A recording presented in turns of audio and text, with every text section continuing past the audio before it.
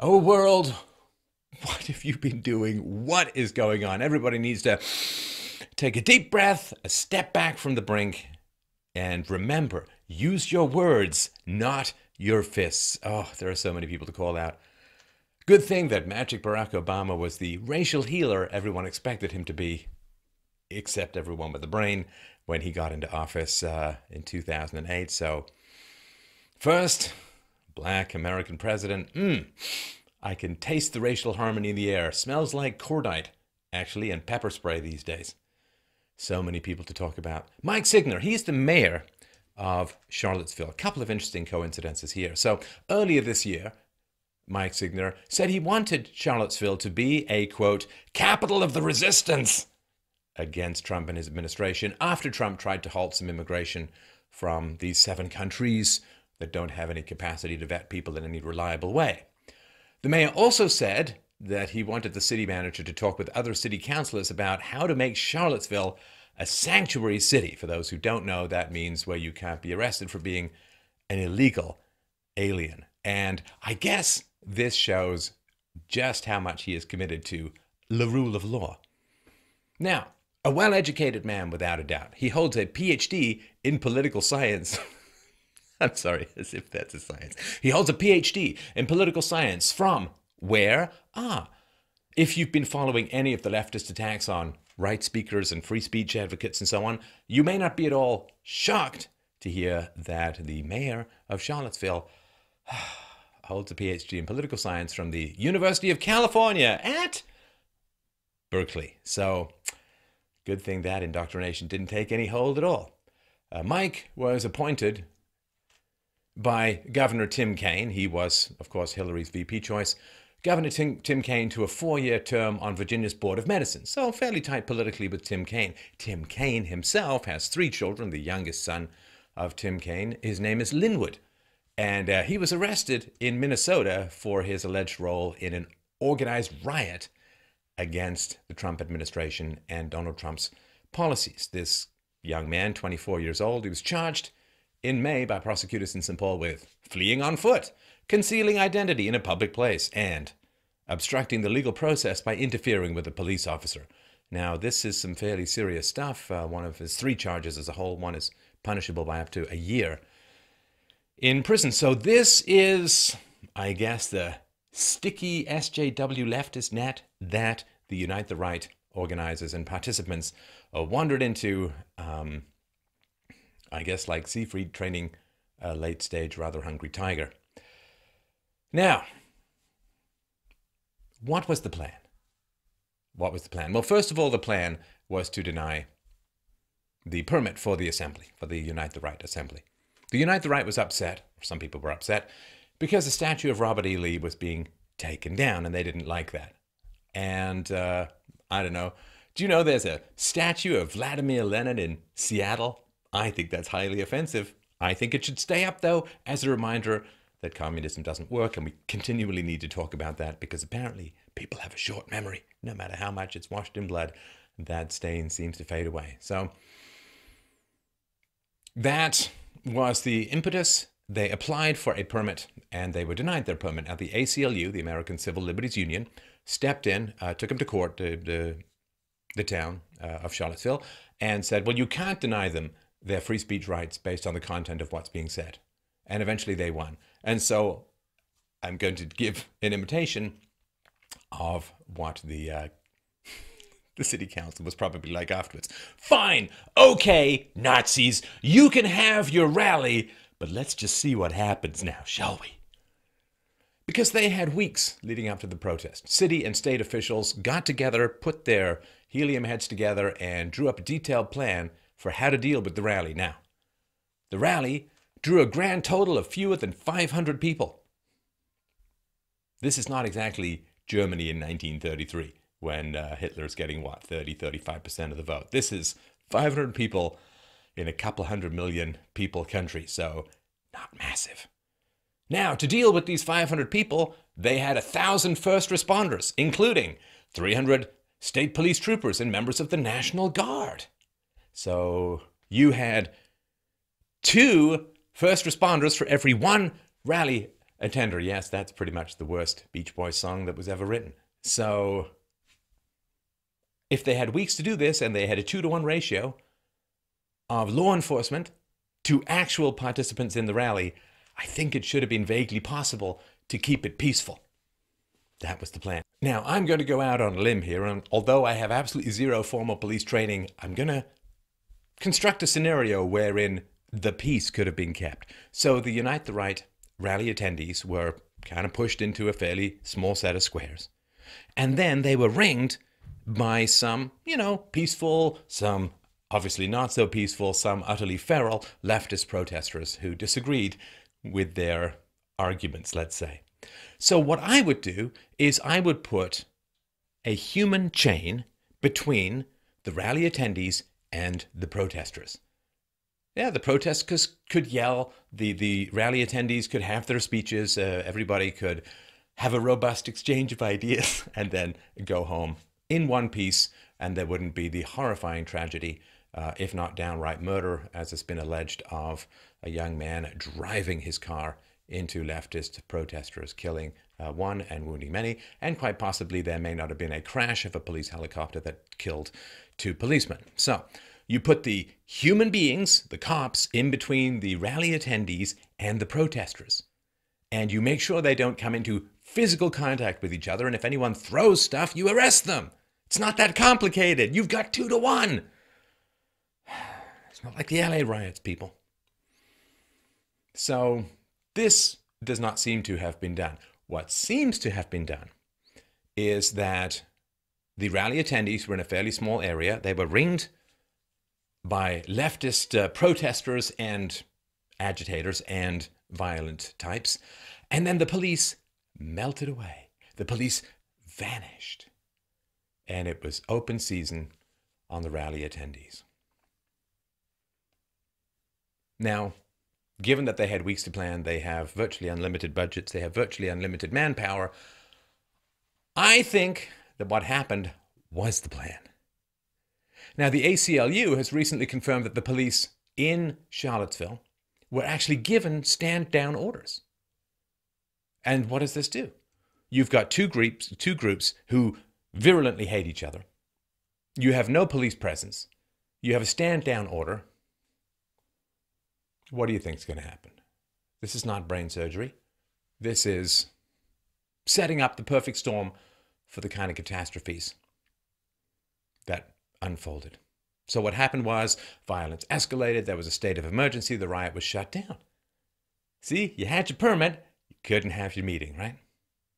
And James Fields, a suspect in this car ramming, as I mentioned, 2 state police officers died in a helicopter crash. Just an absolute disaster all around. And now the aftermath, you've got people who have been photographed or videos of them, the Unite the Right protesters, are being doxxed, and their employers are being contacted. They're getting fired. So that is what happened more or less in a nutshell. And now it is time for the big picture. It is time to bring the big soft hammer of philosophy down on people's crystalline delusions and expose what is really going on. First point, I have been predicting this for over a year, as have many other people with clear eyes and rational minds, that if you continue to escalate in language, then it results in this kind of violence. When you're going to call people Nazis and they must be smashed and they must be punch a Nazi and they can be killed and so on, well, that is an open declaration of the intent to kill, of the intent to maim, of the intent to attack, of the attempt to injure.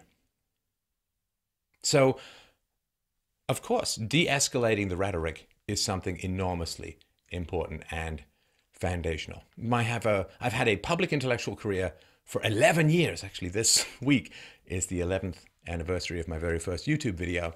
I have continually and perpetually called for reason versus aggression, for conversation versus violence, and a lot of people didn't listen.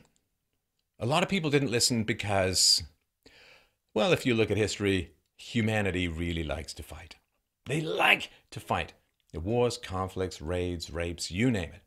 Human beings and ants, the 2 species that war among themselves. So a lot of people want this. They want this chaos. They want this violence. They get off on the videos of violence and I don't know what it is. So if you have been aware of this issue and you've not been speaking out against this escalating violence over the last year, sorry, you're part of the problem. You really are part of the problem, and you need to change right now. You should have changed a year ago. You need to change right now. So here's the thing. Free speech. There is no alternative to free speech except violence. Human beings, we need to make decisions in societies, in countries. We need to allocate resources. There are laws that need to be passed or repealed. We need to make decisions. We're either going to reason with each other, or you're going to have plastic bottles filled with concrete thrown at someone's head. You're going to have cars plowing through protesters. It is free speech or it is violence. Do not fool yourself for 1 minute that there is some third option. Managed speech, or, well, it's just hate speech, I don't like it. No. Free speech. Free speech is the only thing that keeps our jets cool. This is really important to understand. Of course there's speech out there that you hate. There's speech out there that I hate.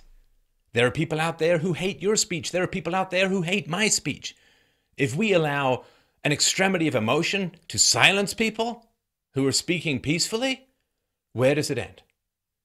And this is what they do. This is what people who want to control speech, who want to shut off debate, what do? They find the most unpopular group that could possibly be imagined. And they say, well, if you defend their free speech somehow, you're pro their position, right? So, let's find a guy with a Nazi flag. Okay, there's a guy with a Nazi flag. Nazism is violence, it is collectivism, it is racism, it requires a massive totalitarian state. Engage! Engage! Listen, I do a call-in show for hours a week. I've had communists call in, I've had fascists call in, I've had people I enormously disagree with, and we have it out in a public forum. That's what you do in a free society.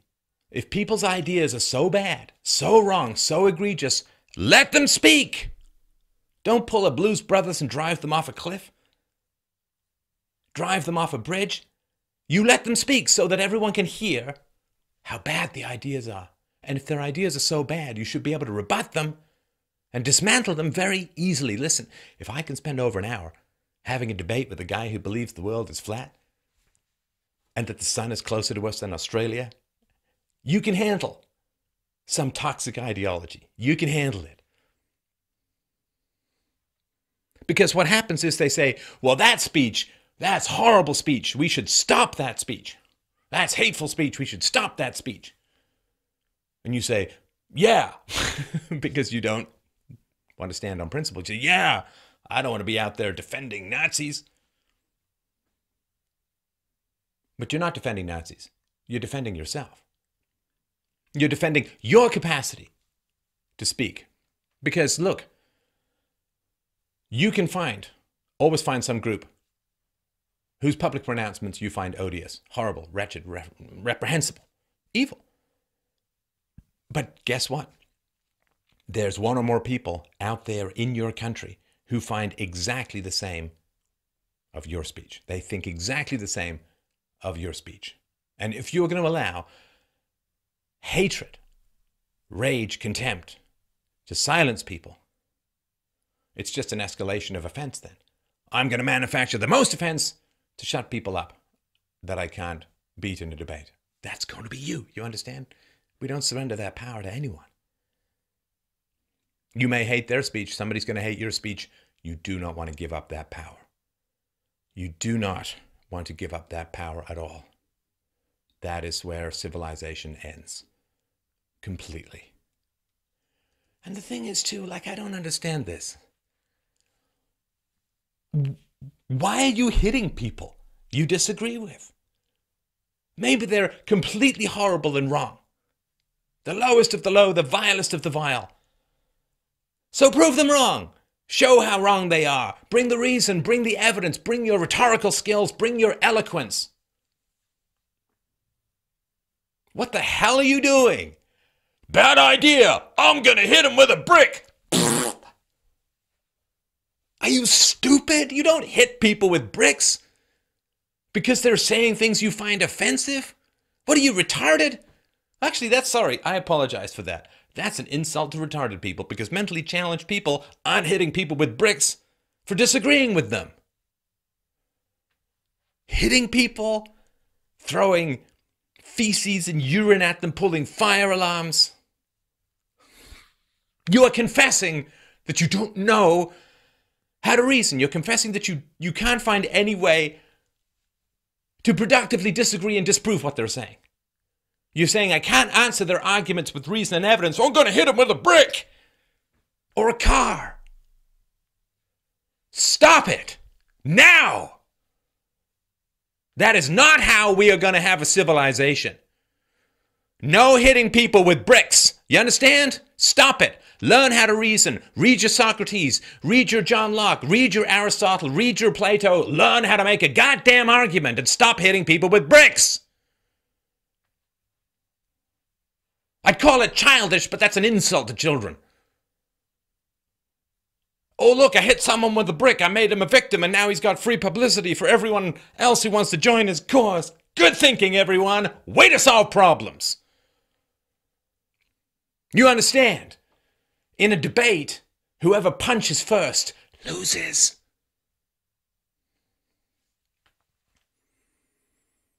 Because here's the thing. If you're not smart, if you don't know how to debate, if you don't know how to reason, if you don't know how to communicate, of course you're going to want to downshift to violence. Less intelligent people are generally better at violence. In the absence of rational arguments, it is the brutal losers who will win the day. Is that where we want to go as a society? Where the fists and the bricks and the hurtling cars are what define the debate, are what define the conversation. And I know there's supposed to be this, let's all come together. But the first thing I saw was punch a Nazi. Punch a Nazi. Punch a Nazi. You can punch Nazis. Punch a Nazi. And then guess what? The definition of Nazi began to spread just a little bit. Do you remember that? A Nazi is now anyone who's in the extreme right. What is the extreme right? People I really don't like.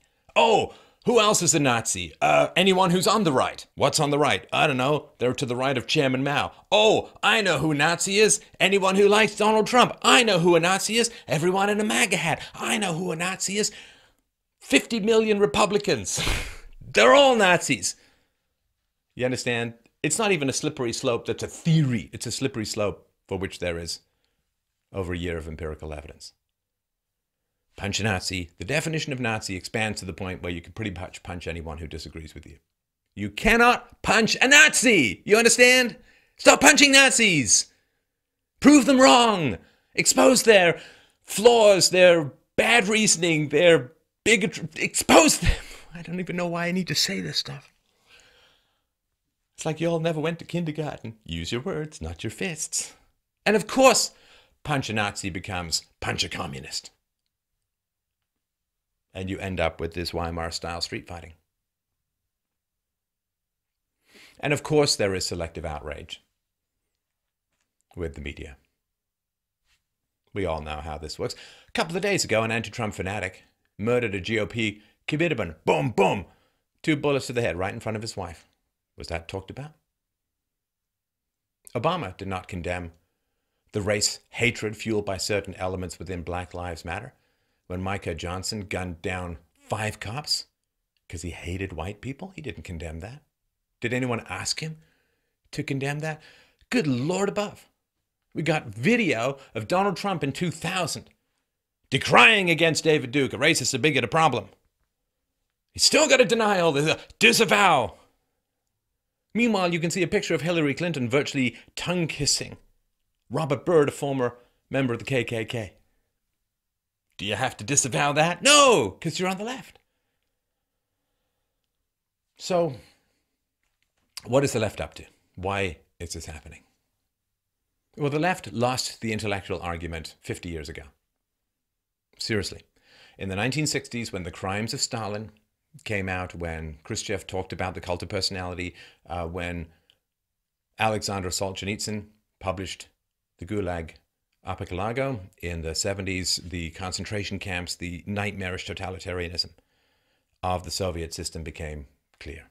And you get the Cambodian system, you look at Cuba, all across. They lost the argument in terms of productivity and freedom and opportunity and a better society. You had the giant experiment of East and West Germany and East and West Berlin, replicated everywhere. Communism, complete disaster. Body count of about 100 million people in the 20th century alone. So they lost the argument. What do? They say, oh, well, I guess the theory was wrong. We're going to embrace the free market and freedom and personal property and contract rights and woohoo, freedom, baby. No, they want power and they're addicts. So they said, okay, well, we're going to switch immigration from Europe to the third world.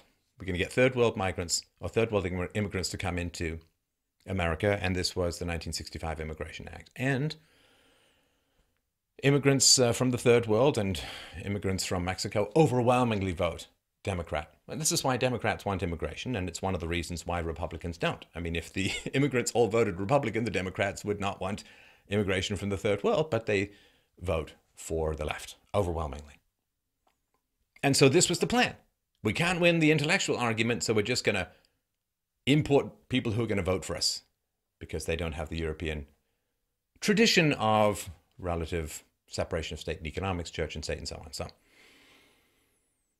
now Trump is threatening that plan because he wants to reduce immigration considerably.